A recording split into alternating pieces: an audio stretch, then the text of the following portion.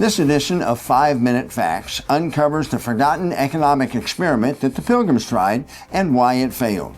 If you've ever wondered what the history really says about socialism, this is one you'll want to see. Socialism was not the Pilgrims' idea, but it was initially forced upon them. Of course, it failed, just as it does every time. The Soviet Union, Cuba, Venezuela, everywhere socialism is tried, it fails. Of course, religious and civil liberty were the goals of the Pilgrims, but they didn't have enough money to fund their trip to the New World by themselves. Therefore, they sought investors in this New England settlement, and all were shareholders in the Plymouth plantation. After enduring that first hard winter, after the arrival of Squanto, and then the first Thanksgiving that following fall, the Pilgrims used a general storehouse for their produce, as was the directive of the company of the investors.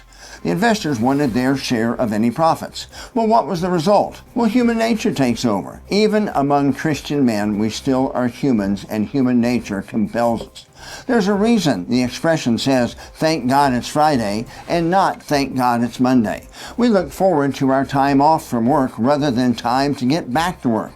The opportunity of reward is what motivates man to work harder, to work overtime, and to take risks. Think about when you were in school. If every student was guaranteed a C, regardless of what they actually earned in their score of their tests, then would you study?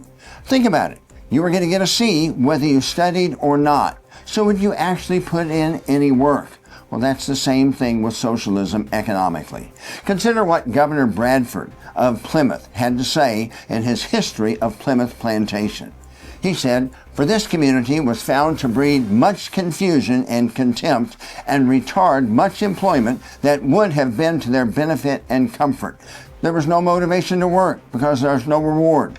For the young men that were most able and fit for labor and service did repine that they should spend their time and strength to work for the other men's wives and children without any recompense. The strong or man of parts had no more of the division of the victuals and clothes than he that was weak and not able to do a quarter of what the other could. This was thought to be an injustice. The aged and graver men to be ranked and equalized in labors and victuals and clothes, etc., with the meaner and younger sort, thought it some indignity and disrespect unto them. And for men's wives to be commanded to do service for other men, as dressing their meat and washing their clothes, etc., they deemed it a kind of slavery. Neither could any husbands well brook it." And then he summarized again in his work of Plymouth Plantation.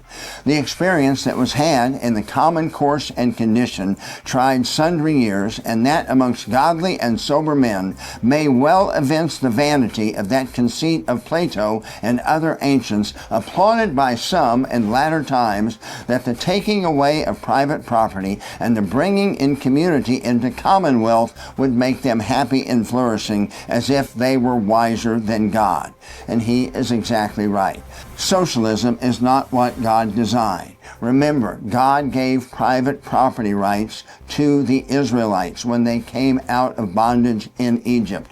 God gave Abraham private property. God gave Isaac private property. The idea that we can own our own things, and we were also responsible for providing for our own family's needs, that is the free market economic system.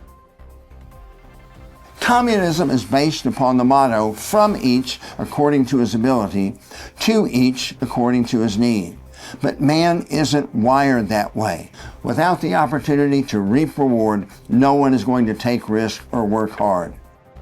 It was only 35 years ago, in 1990, that the Berlin Wall fell as communism in Russia and the surrounding nations of the Soviet bloc failed.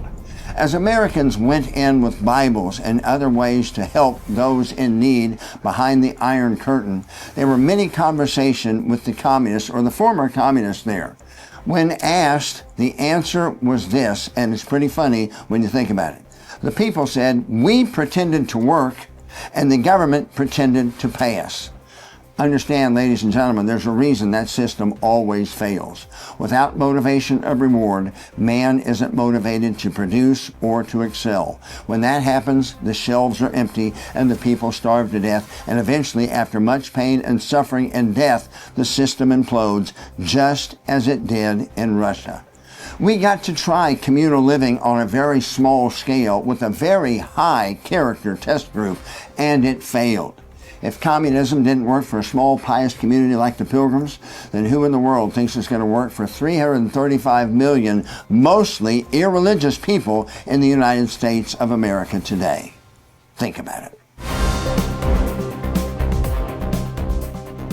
If you enjoyed this edition of 5 Minute Facts, then like, subscribe, and ring the bell, and make sure that neither you nor your friends miss the next edition of 5 Minute Facts. God bless you.